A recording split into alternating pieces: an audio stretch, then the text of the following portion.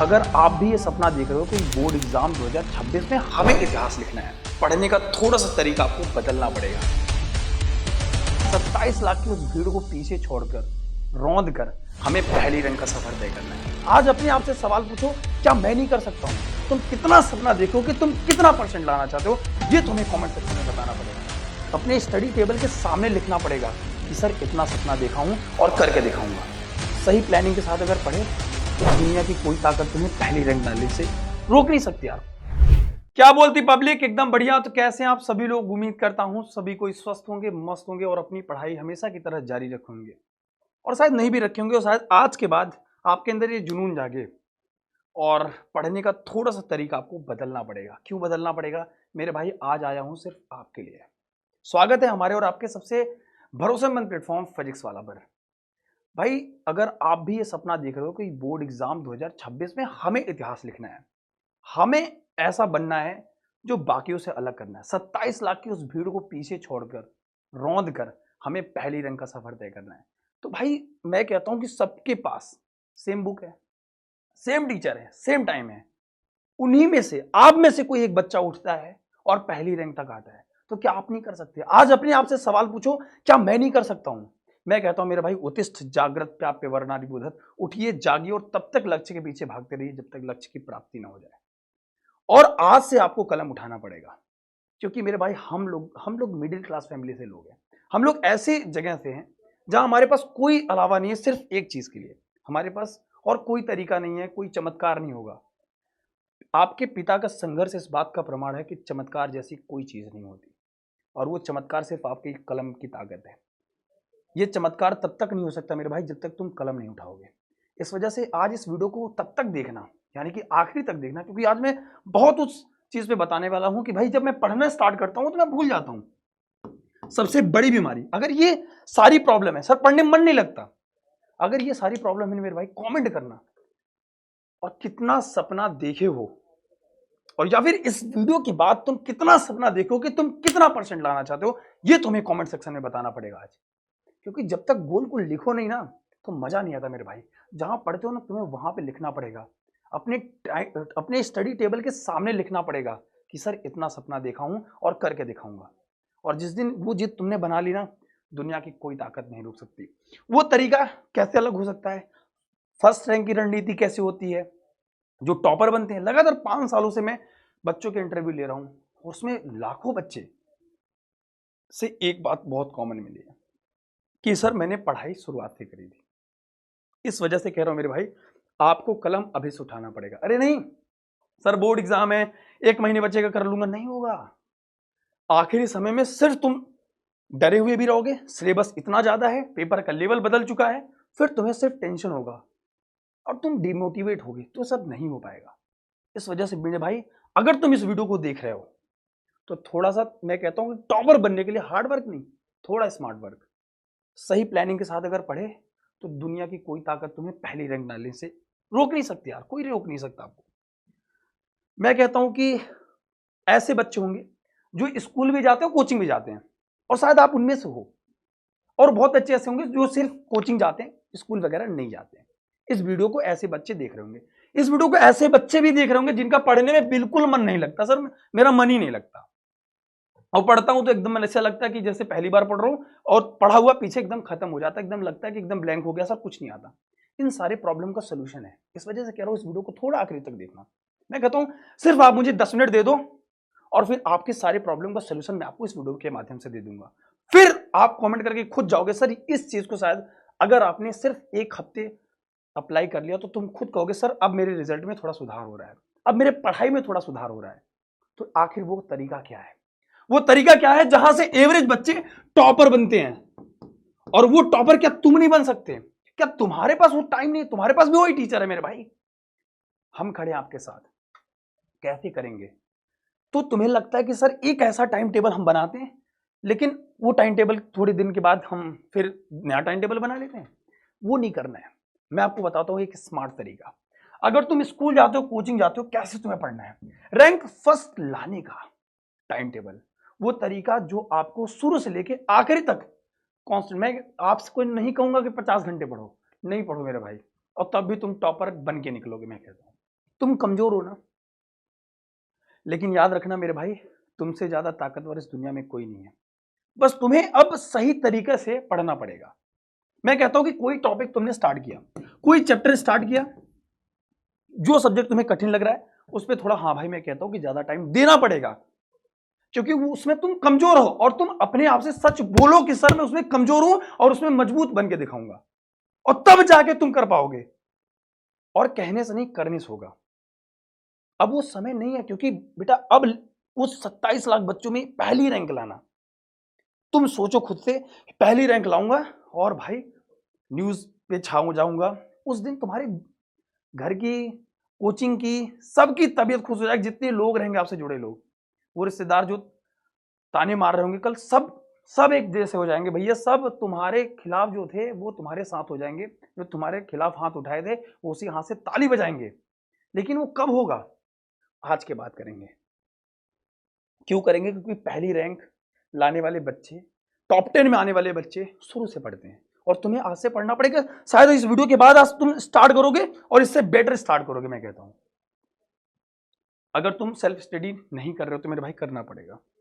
Exam तुम दे रहे हो, एग्जाम तुम देने जाते हो, इस वजह से मेरे भाई टीचर एग्जाम नहीं देता, शिक्षक एक जरिया मात्र है। आपको अपना 100% देना है। तो सबसे पहले जो टॉपिक आपने पढ़ा, मैं कहता हूं कि अगर आप कोचिंग पढ़ा तो सेम टॉपिक पढ़ो भाई, और उसी सेम टॉपिक को तुम स्कूल में अगर पढ़ रहे हो तो वही सेम टॉपिक पढ़ो, और वही सेम चीज। मैं कह रहा हूं कि एक चीज को 3 बार तुम पढ़े और कॉपी में लिख कर पढ़े, भाई तुम्हें कैसे नहीं आएगा? अरे एक चीज तुम्हें बहुत कठिन लग रही है, उसको 4 बार लिखो, वो 5वीं बार आसान हो जाएगी। ऑटोमेटिक सुविधा है, तुम्हें कुछ नहीं करना है। कोई चीज तुम्हें बहुत कठिन लग रही है, मैं कह रहा हूं उसको 3 बार लिखो, 4 बार लिखो, 5वीं बार तुम्हारा ऑटोमेटिक पेन चलने लगेगा। और एग्जाम में भी यही होगा। एक बार इसी वजह से कहता हूं कम से कम शुरुआत तो करो। कोई चीज बहुत कठिन कब लगती है? जब तक उसकी शुरुआत नहीं होती।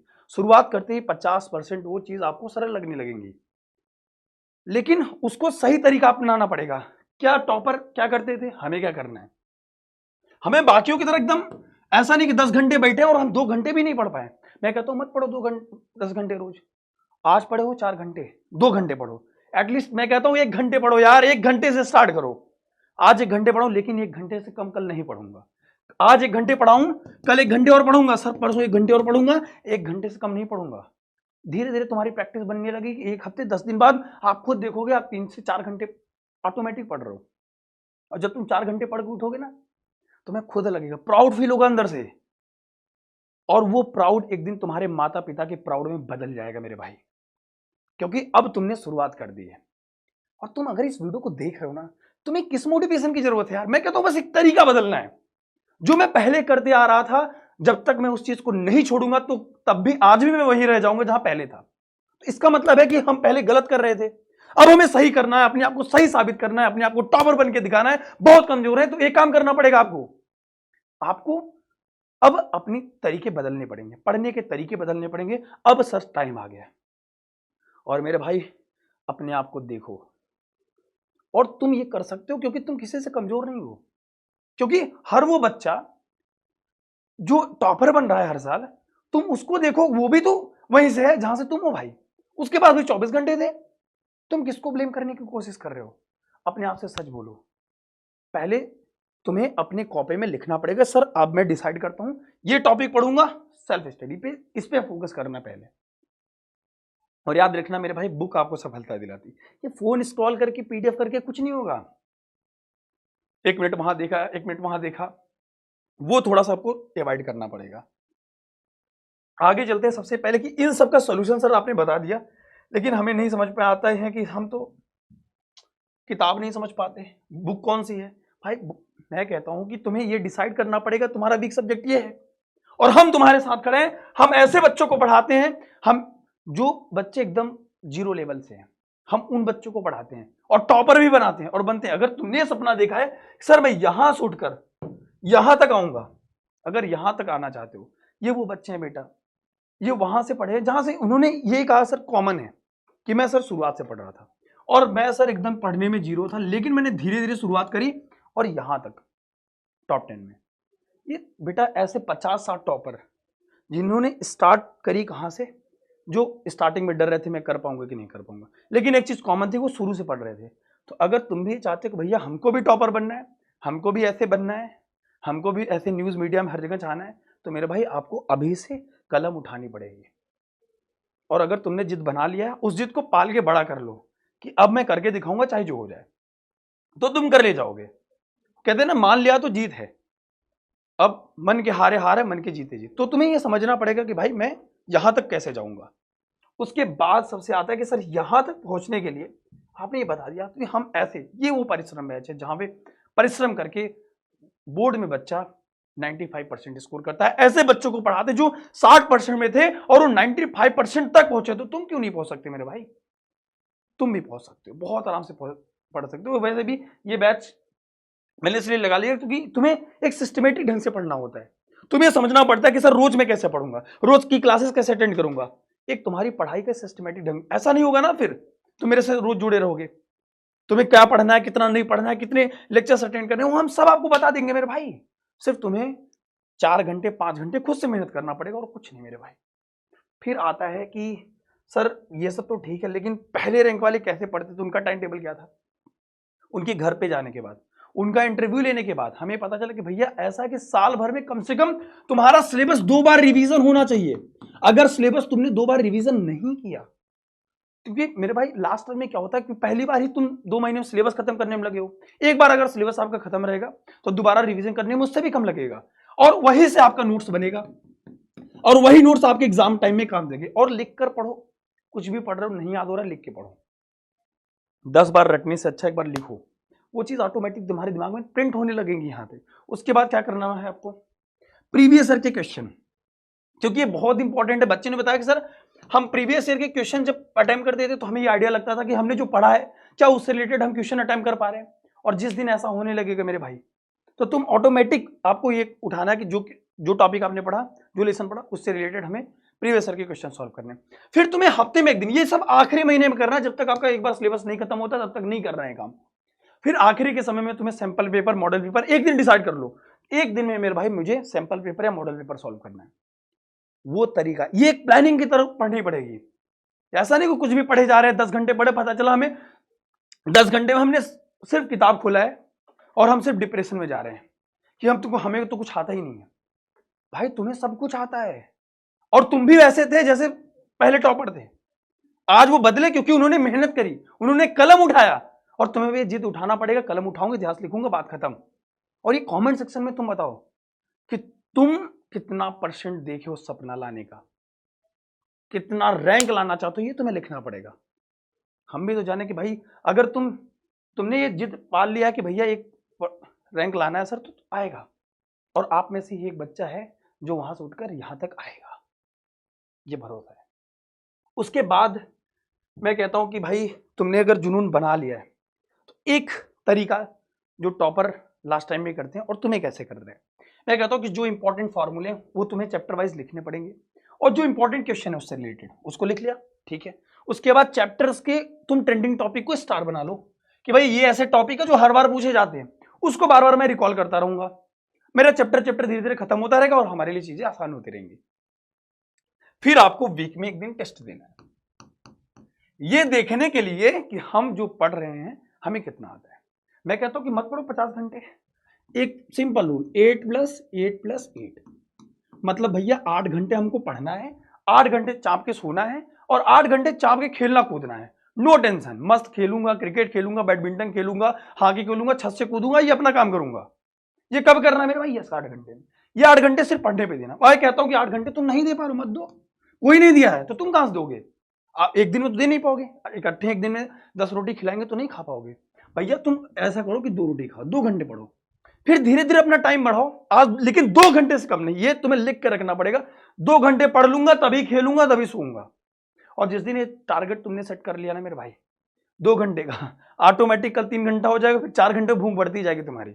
और तुम्हें एक हफ्ते 10 दिन में, मैं कहता हूं 10 दिन बाद तुम इसी वीडियो के नीचे कमेंट करोगे सर ये तरीका तो हमारे लिए, वाह ये तो हमारे लिए रामबाण हो गया। फिर तुम खुद देखोगे तुम्हारा सिलेबस भी खत्म हो जाएगा। जो तुम अपने आप को जीरो समझ रहे थे अब अपने आप को हीरो समझने लगोगे, और आके मेरे भाई इस कमेंट में तुम जरूर बता के जाओगे। तो आई होप कि ये वीडियो आपको समझ आई होगी कि आपको कैसे करना है एक्चुअल तैयारी।